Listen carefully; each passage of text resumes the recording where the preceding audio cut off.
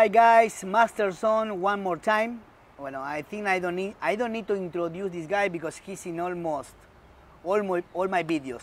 Also, we did a great episode of Master Son when we did a show for WPSN, for World Poet Society Network, that you can go online and check that big episode that he explained how the knife works, you know, how to cut, and a lot of things about. We talk about everything. Yeah, conceptual way of engaging, of learning, and close quarter combat. We kind of covered a lot. We talked like a 30-40 minutes episode. Well, one of the best ones that I did. So today I invite my friend, my brother, my instructor Shuki to talk about something that happened this week in New York. Right, a guy was getting out of a wedding with his girlfriend, and he was stabbed with a guy on the street. So we're going to talk today about situational awareness, how to react when things like that happen. But first I'm going to show the video to Shuki that I don't know if you saw it before, but just to have an idea what we're talking about, because I think he didn't see it. Look. Stabbing of a Brooklyn activist who was randomly attacked while waiting at a bus stop with his girlfriend. NYPD arresting an 18-year-old suspect. He was found in an apartment just around the corner from where it happened. Valerie Castro has the new details, and a warning to our viewers again, this video is disturbing. Tonight, an arrest in the deadly stabbing of Brooklyn activist Ryan Carson. Brian, are you sorry you killed him? The suspect, 18-year-old Brian Dowling. Who are you crying for, Brian? Now charged with murder and appearing to cry as he was led from the police precinct to a waiting squad car. What happened? The NYPD tells NBC New York he was taken into custody at a Brooklyn apartment where officers say they found a knife and the sweatshirt he was allegedly wearing during the murder. His arrest ending a days-long manhunt after chilling surveillance video showed a suspect yelling at Carson and his girlfriend at random as they waited at a bus stop after a wedding Sunday night. Carson tries to defuse the situation. Police say Dowling is the man in the video who appears to be holding a knife, swinging it at Carson. As Carson turns to get away, he trips over the bench and is then stabbed multiple times. The attacker returns moments later and spits at the girlfriend before kicking his victim. An unidentified woman appears, and police say she apologizes to the couple before leaving the scene with Dowling. Yes, very sad, right? Very sad, yes. Very sad. Well, as you can see, your own life, you know. Yeah, as you can see on the video, there's different parts to that. One of them is obviously understanding your surrounding, right? Understanding the things that are happening and kind of assess of what's the best course of action that should be taken. As you can see, that individual, that suspect, was already inflamed, already angry, and I'm assuming it was hard to see, but I'm assuming he was beating up his girlfriend very strongly and very upset. And it's even for them being there, it's hard to see. The only thing that they can see is just the suspect using violence, aggressive violence. At that point, obviously, it's hard to judge people. Everybody has different way of reacting. So it's hard to tell exactly what was in their mind. But the smarter things in that specific moment is actually walk away from there, not engage it. There's absolutely no way of engaging something that is so dynamic and so violent. And there could be a closed doors that they can go in, any area of safety, not moving into it. If they will choose that before moving in, obviously there's good chance they will not even be in this situation at all when this act of aggressive violence will take place. But let me ask you something. Okay, that's the first stage of it. Yeah, but let me ask you something, because we are kind of people that I can't handle that. I can't handle the abuse. Okay, I always say my kids, always don't let anybody abuse women, kids, or old people, even animals. I don't like that. I understand. Okay, you know your shit. You know how to fight. You know how to. But it's hard to a person. If I see someone abusing a woman, it's hard to me to back up. Understood. However, again, that's why I said it's hard to calculate understanding what went through their mind. Right. But if I try to put it in a perspective, what was the safest things and the smartest things in a moment to do, is really to take find a safer place to call 911 or most likely 911 will, when it's involved in any type of violence, they will most likely paramedic will go on heading on the way. So regardless to what it is, that's something that could save life much more. That action would be in better way than engaging it. Remember also, like I said, it's not just you in a situation awareness have to understand your surrounding and what's around you. You have your girlfriend with you. What if that girlfriend will be a child? Would you do the same thing? You're compromising the safety of your girlfriend and your child at the same time. Now you have to understand exactly what's your abilities.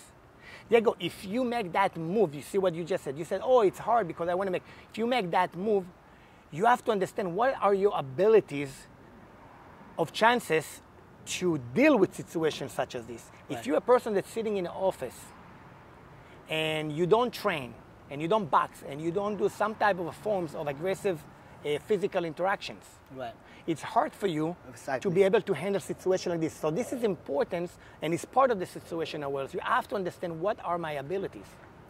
Do I have a firearm to engage in case something go on? Of course. So you have to know what do you possess, what's your ability. Remember, it's different because he actually moved into the danger. He moved into it. He miscalculate the gravity of the situations. How far, which levels of anger or that person have. Did he have a weapon? He could have a gun. In this case, he had a knife. It could be multiple things. Yeah, another point, the guy's scared, the guy. So we're looking at just on that part by itself, remember? On that part by itself, if it need to be advised, very important to understand who you are, what I am, what do I have in order to protect myself. Can I do it? It's very critical for your survivors. Doesn't mean you're disregarding it and you're not helping as a good Samaritan. That doesn't mean. But good Samaritan has to do this in a way that is safe to do so. Of course. How do you calculate if it's safe to do so? It's going back to your surrounding and your ability and who is around you. Okay. What I'm compromising. Now, obviously, this is very fast, so it's hard to tell what went through his mind. It could be very, very much just thinking it's just another argument, but that for us, from the view of sitting over here on the chair, it doesn't look like that. But I can't tell you what went in his mind. It happened to me like 6 months ago. I was walking my dogs in the park, and they're playing basketball, the people, the stuff. And there was a guy hitting the girl inside the car. I said, hey bro, relax, calmando. I don't gonna get close to the car. You don't know what they have inside, if you have a gun or whatever. So I put my dogs in the fence. I called the police came. But the guy go out, the girl go out of the car. With the baby and came close to me, please help me. I told her, okay, the police is coming. The guy came again. Hey, you fucking bitch, get in the car and slap her. No, okay, now I have to push him. And we switched some hands or whatever, nothing happened at the end. The police came and took the guy. But it's hard, how you know? You don't, that's why. You never know. That's why it's very important when it comes to this kind of confrontations in the street. This is not a regular interactions or argument that happen in clubs or in restaurants. Everything changed, everything around changed. The size of the persons, the weapons that can be used, the different tools that he may have on him, everything can change how it goes. But one thing that cannot change is that on that point, that person walked into the danger instead away from the danger and dealing with the danger.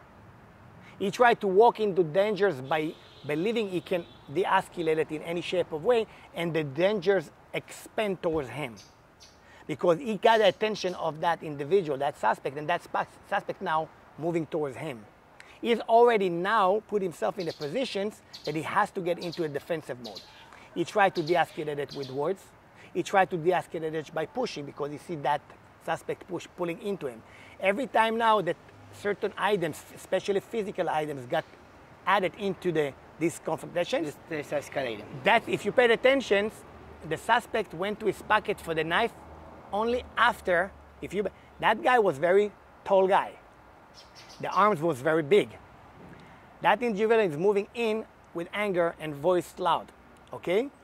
When he moved with his hands to push him out of the way because he felt that somebody's closing too much of a distance, that's where he reached into his pocket.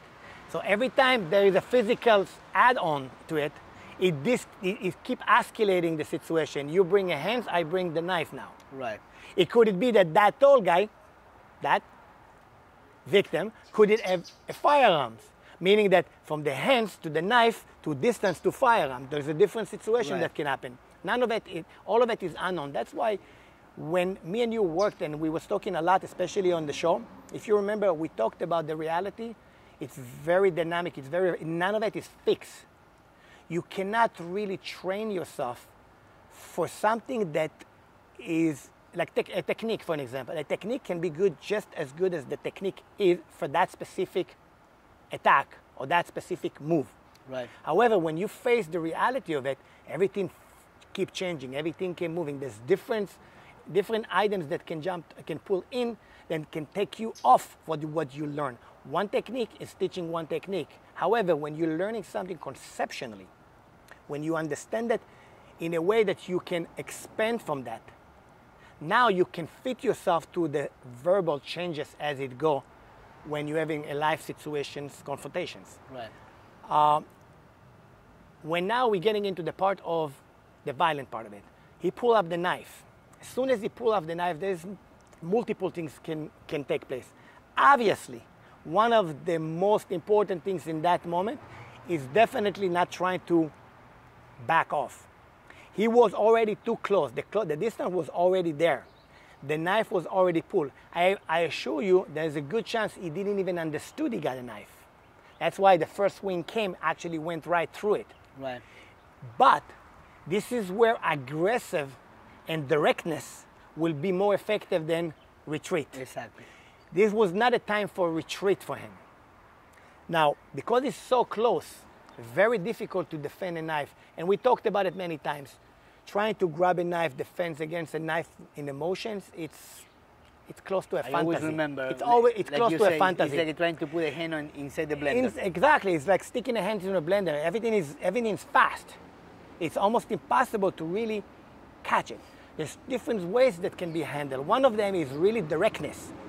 You go into it and you move in and you become the aggressor.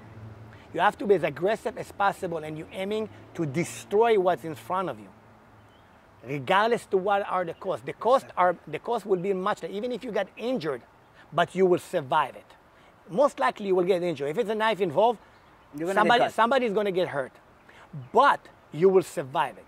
What happened over here, as he was trying to retreat, the first swing, it looked like, I believe, it went to the neck. The cut went straight to the neck, which it's a deadly situation for him. The second part of it is, if you remember when we talked about it, the retreat of it, he tried to back away back. He was not aware of the surrounding again. Right, and he tripped and he fell. By falling down on the floor after he already got injured, now that individual, and you can see, he didn't run away, he didn't go anywhere. He was already in a stage of anger, just as we originally participate ahead of time. What happened from the beginning, he's already in a flame of a mode of uncontrolled. Right. He might be on drugs, he might be, something is with these individuals that a stop was not there. There was no stop. And he continuing. Even when he continuing and stabbing, if you paid attention also, he was kicking. He was using even additionals to it. He was spitting, as I heard on the message, he was spitting on his girlfriend, which she tried her best to do whatever she could to have him, that suspect, stop. So one of the first action when it's already too close and the aggressive is already moving at you, especially when hands go into the pocket, is immediately move in. Yeah. You deal with it. We deal with the rest after. The chance to survive is, I always like to refer to this as the crazy Israeli. What does that mean? If I have to teach you right now one way of fighting, one way, that's it. I will disregard all the technique and all the fancy moves, and I point to one single target. In this case, let's say this is you, and I will tell you, you focus and you hit and strike and punch non-stop as hard as you can, and do not like a crazy guy directly until you control the situation or change the attitude of the aggressions. That's a good way to survive that close. When you don't have a way to run, when you don't have a way to go anywhere, when you're stuck in the situation. This is it. There's nothing else you can do. If you have a different ways, different tool to use them. Use anything necessary to stop the threat. To stop, exactly. To stop the threat for continuing. Remember, the goal is not to kill someone. The goal is come back home and see your family. That's it. And the goal is to stop the attack. Now, keep in mind also, a lot of people keep forgetting it. It doesn't matter what that guy did. From the moment you stop the bad guy, from the moment he stopped, the threat stopped, you need to stop. Right. Because anything you continue after that and the videos is capturing, it become emotional. You personally acting now. Right. You become the aggression. That could hunt you back in court, even though you protect yourself. Exactly. So if he pulled up a knife and you went crazy Israeli and you control the situation, the knife fell down, he got dizzy, he got knocked down, he's on the floor, there's no more knife, and you have a way to bail out even by running away or whatever it is, or getting into a safe location, lock yourself regardless of what it is, that's your best next of actions. Unless you have other people that you believe there could be a danger. But if you continue punching him and kicking him or getting to a point that he got past that line and now he's the one that died, guess what? You're going to have to explain your actions. So it's a balance between self-defense to... It's a thin line. Correct. Now, if that action of the crazy moment moved in and you happen to have an object in your hands, a phone, a Kubatans, a bottle, anything in your hands that used to help mitigate the situations, and you still went aggressive to stop that attack, to control that situation, and that suspect got heavily injured, that can be explained. Remember, from the moment it stopped, this is where you stop. When there is no longer a threat, there is no more self-defense considering into it. So that's, now, there was another part of it where other things can be used. What does that mean? In one situation, I said move in and attack. There are situations when it's too close, and you may not understood that other objects or other things could potentially be in his hands, and you do not. Or let's assume that he did recognize a knife in his hands now, because he went and he started swinging it. Because if you paid attention, he moved and he just kind of played with his hand a little bit. And it doesn't take much to recognize it. Under the stress, maybe yes, maybe not. But let's say that he did recognize it. You now recognize it and you need to take an actions. And one of the actions was not to go in because it didn't work for you. It's a very delicate situation. When that knife is flying and going towards you, it's very hard to control, especially if you're not trained. So if you are the one that dominates, remember, before you start moving in, when you already know that you're in safe zones, one of the things that you can use is reduce the target size. How do you reduce the target size? You actually drop to a sitting position and almost like jiu-jitsu, use your legs to kick and move things out of the way. If you ever seen jiu-jitsu use it a lot to keep distance from somebody by reducing the size. If you stay high, now you're in a situation where your hands and your body and everything has to get so it's exposed. Yes. If you're in that already in there, there's certain things can be explained how to, but it requires skill, it requires knowledge, it requires all certain things. That's why I said the simplest things is really you're gonna have to get really, really aggressive. But there is another way, and your chances to survive knife stabs or knife attack on all these is not when you fall and you hit your head and you got dizzy and now you're out of control like what just happened.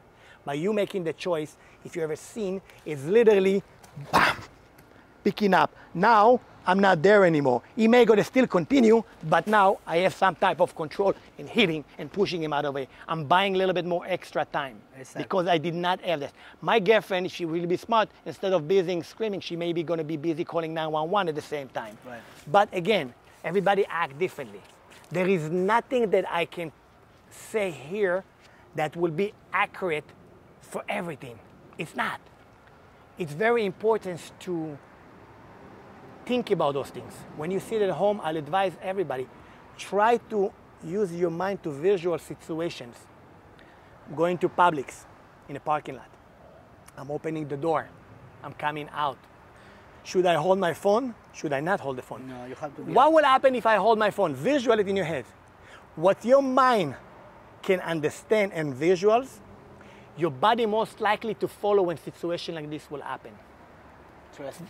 Yes, so that's a good advice that I can give to those that doesn't train regularly, doesn't work out, doesn't do some type of forms, not necessarily martial arts, more towards the combat style training, more towards the conceptual learning, such as Jeet Kune Do, modern knees, mixed defensive tactics, all different that they have variety of mix, not necessarily martial art. Remember, there's a difference between martial art to a real world situation where it's a combat situation, where it's a real life, even real life, you're dealing with real life items such as this involved.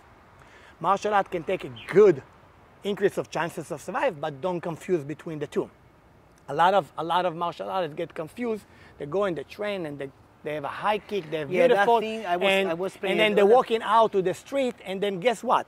So even these martial artists go to, and don't get me wrong, it's not, I'm not going to try to say the martial art is not good. It's definitely good, but it's important to understand what are you dealing with outside. What is the bad guy going to look like? So I'll give you an explanation, very quick explanation. You are an office manager, or you are a lawyer, and you go to learn martial arts twice a week, 3 times a week, mixed martial arts, it doesn't matter what type of form. And you spend average of an hour and a half, give and take. And it's fun, it's nice, but you still go to a very relaxed environment. You have a beautiful family. You don't have that mentality of a soldier, of someone that live in the street and deal with argument and with fight and with all this a violent language, verbal language out there. You don't on a regular basis. Now let's go and understand who is the bad guy. And now remember, you just finished, you got your black belt and your fancy throw and you have a fancy punch and everything. But you're still sitting in the office and you're typing. In a safe environment. Yeah, everything is okay. Now you go, let's go out to the real life. You go out in the street, and who is the bad guy? The bad guy is very likely to be someone that spent at least 3 to 5 years in prison, live in environments where they eat 3 times a day. They spend time in a gym, they lift weight, they box, they train. Some of them even develop prisons, self-defense, real life self-defense technique. Oh, you'll be surprised if you Google, you find them. And the society is completely rejecting them, and they just came out. And they keep being rejected. He's coming out with full power, with intent, meaning he's already advanced on top of you. You're not coming to hurt him, he's coming to hurt you, so he's already ahead of you, with intent to hurt you. And you facing this, and you really truly believe that you with your empty hands martial arts will just jump in and just dislocate and deal with that. And somehow it's a fantasy. It's a fantasy. Now, do I come and try to say that's not going to work? No. That's not what I'm trying to say. All I'm trying to say is that to those that think that that's the answer for self-defense, real-life situation, that's not all. I encourage you to learn and understand a little bit more reality-based. What does it mean reality-based? Knife can be involved. Gun can be involved. All different type of items can be jumped in, bottles. A situation where your mind has to be set from a warrior point of view. I give you an example. If this is the knife, here, hold this knife, please. This is a knife. Right. If I'm a martial artist and I learn boxing and all this, when the knife comes, what they teach me to do, try to cut my neck, to grab the hands, grab it in, trap it, is teaching me to walk in with empty hands and pick up my hands, because this is how I train to. Right. Okay? Now, in reality, there is another part that is been forgetting. My body, instinctively, when he see a danger, it's not in a dojo, it's not a trainer, it's a real life. Instinctively, my body moves. Meaning that I'm actually retreating, just like you've seen. Retreating is very something that common for reactions. So my reference points moving in to any type of attack will be from moving back in straight, meaning my hands, if I move back and I still stay with the that's exactly what's going to end up happening. If you think that I turn my head and by surprise I see a knife, my instincts will be to jump in, that's a trained person.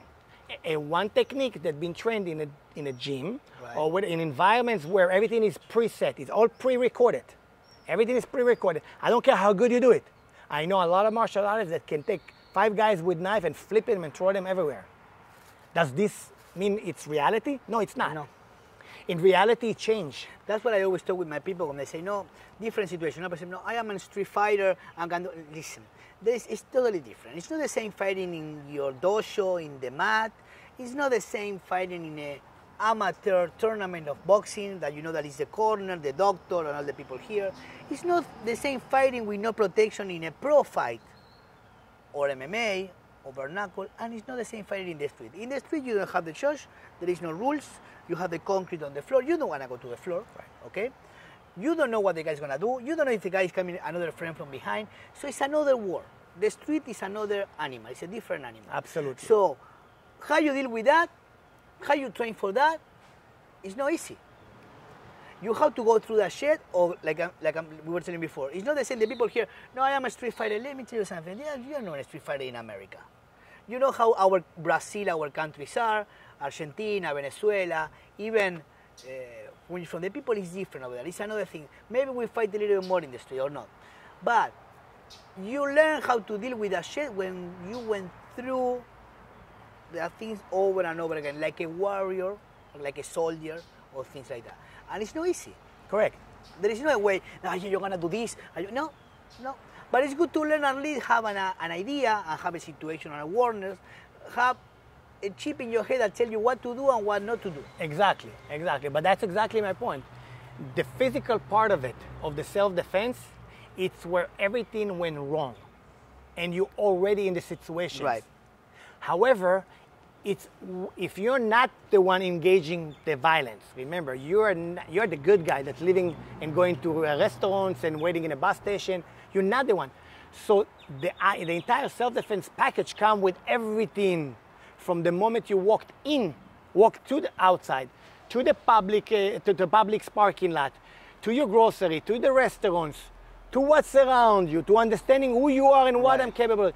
Everything together, situational awareness, as you call it, all of it together is related to the self-defense part of it. You see the people these days going to supermarket, like you said, with the phone and walking with the phone and not looking woman. They go to the car and they don't see what car is close to them. They take you, they steal the whatever. You have to be, most of the people are like zombies with the phone and the world is inside that thing.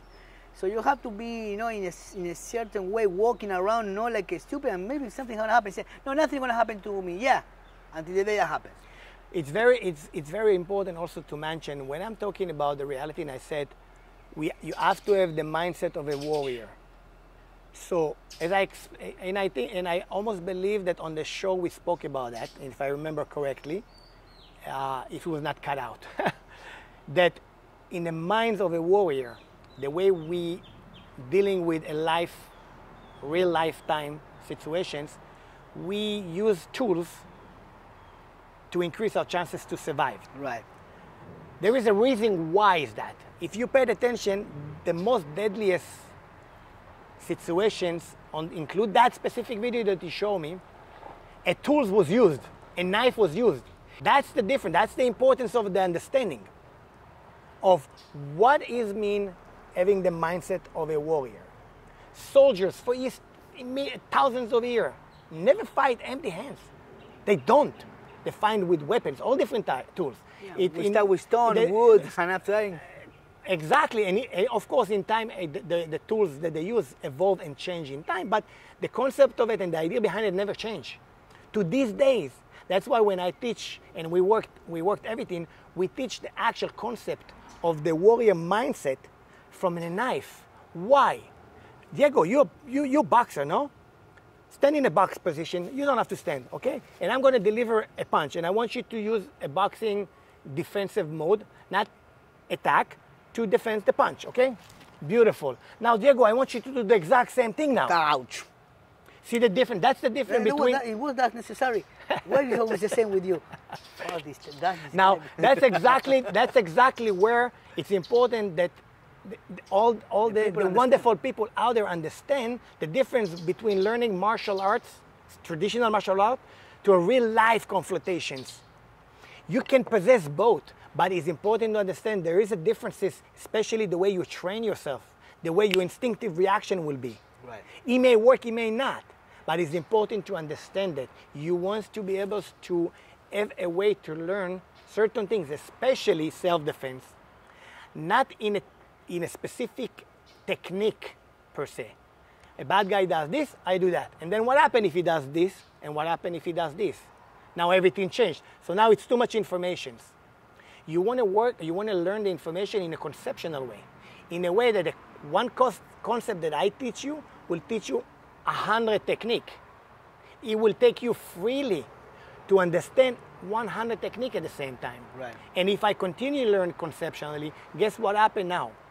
Now I'm empowering myself to learn and to teach myself to fit to a changed environment, regardless to what is. That's kind of a little bit sounds closer to what we just talked about, the real life situations. It can be a stone, it can be a stick, it can be a knife, it can be tall, it can be short, it can be muscular, it can be faster, it can be all different things. Yeah. And you learn to reserve your rights to adapt to that changes. One of the things that I learned with all this year is we always prepare. No, when I went to a fight or whatever, right? Always prepare. No, I want to do this. I want to do what. But I always been ready to think what I'm going to do if something wrong happens. I was ready for the bad, not for the good. I never went to a fight thinking I'm going to win this guy, I'm going to knock him down. No. I was thinking, okay, if he put me in a bad situation, what I'm going to do? So that's that kind of mindset. And something that I always recommend to the people, first, avoid the confrontation. Absolutely. You never win in a fight, a street fight or a street confrontation. And if you have to do it, if you have the opportunity to run away, get the fuck out, okay? Because you don't need that. But if you have to stay, be as mean and bad as you can, because you want to come back home and see your family. Okay? Absolutely. So that's one of the things that I always tell to my people. No, but if I do, no, you have to go. If you start, like you say, if you start, you finish it. No, one punch, no, it's not going to happen with one punch. You have to throw him with You want to everything. finish to the extent of stopping the bad guy to stop him, from hurting anybody. Kombat. This is it. Yeah. Yes, correct. To stop the threat. Stop the threat, correct. Because again, you want to go home and see your family. You're going to get maybe, for sure you're going to get thrown some shit with lawyers and all that thing, but at least you will come back home. But now it's like people, I was talking yesterday with a friend, people is getting crazy because the situation is complicated, the money, the stress, people is getting crazy, right? So you have to be ready. It's good to at least have some tools, some knowledge to how to react in different situations, right, Shuki? Absolutely. Always try to fit yourself and set yourself to a best possible outcome. Yeah. And one of the best way to do this, as we talked about, is you want to somehow be in a way that you're controlling what's the next move from the next person. Exactly. And again, there is no fixed way to really tell somebody how to do certain things because they keep changing. Right. But I highly recommend for people to learn or obtain any type of conceptual learning, combat conceptual learning out there. There's many different places that teach that. Right. You can learn Krav Maga. They all have the same exact ideas, but from that perspective, from a perspective, not from a martial art way of thinking. It's very important to understand the differences. Yeah. When you understand the differences and you use my advice by keep yourself thinking about situation, not to a point that you're getting panic. Right. Just try to visual and take yourself through a scene in your mind, in imaginations. Because when your mind starts learning and understanding, well, that could happen, that could happen, I could do this. When your mind gets to an agreement with that scene, your body very likely to work with that and adapt to that much easier than nothing at all. And there is a thing that, about the mindset that people, most of the people think. That's why I always say to my people, go to train with people who really knows what they are doing, right? And don't you think because you are hitting the bags hard in the gym and you're doing that stuff, that thing is going to work in the street. Because when the shit hit the fan and they shed everywhere, you're going to be scared, the adrenaline is pumping, it's not the same. It's not the same. It's not the same. So don't be overconfident about because you hit the hand hard and you think that you are a badass on the gym, it's going to happen in the street. I was telling yesterday on the podcast, all the men think that they know how to drive, they know how to punch, fight, they know how to fight, they know how to shoot, and they know how to fuck, right? We all think that we are the best on that shit until the really shit happens, right? So to close, because I think we don't have too much more time, I think we have to do another one another day, right? Because when we start talking, we never stop. I know. It's pleasure. So it's always a pleasure having you here. We're gonna do some technique of the week videos with Shuki, and I will try to keep this guy more here at Chaos On, so you can learn a little bit from the best. I'm gonna tell you later all the things that this guy do, why he's a badass. All right, guys, thank you again. Thank you, Shuki. Thank you very much. Like thank always. you, guys. Thank you. And see you soon.